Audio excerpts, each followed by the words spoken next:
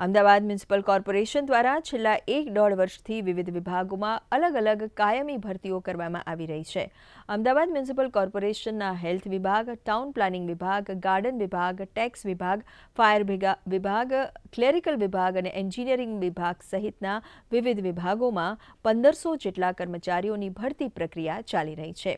આ અંગે લાયકાત ધરાવતા ઉમેદવારો અરજી કરી શકે છે. એએમસીની સત્તાવાર વેબસાઇટ પરથી વધુ માહિતી મેળવી શકો છો. આ અંગે સ્ટેન્ડિંગ કમિટીના ચેરમેન દેવાંગભાઈ દાણીએ જણાવ્યું હતું કે આગામી દિવસોમાં વધુ કર્મચારીઓની જરૂરિયાત જણાશે તો અન્ય ભરતી પણ કરવામાં આવશે.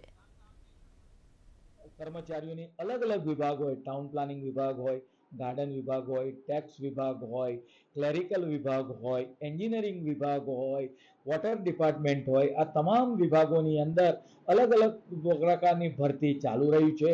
તદુપરાંત 1500 જેટલો સ્ટાફ મહાનગરપાલિકાની અંદર ભરવામાં આવી રહ્યો છે, જેમાં ટેકનિકલ સુપરવાઇઝર 93 જેટલા, ટીચર્સો, તદુપરાંત ડેપ્યુટી મ્યુનિસિપલ કમિશનરની પણ એક્ઝામ લેવાશે, ફાયર વિભાગના કર્મચારીઓની પણ એક્ઝામ લઈ આ ભરતી કરવામાં આવશે.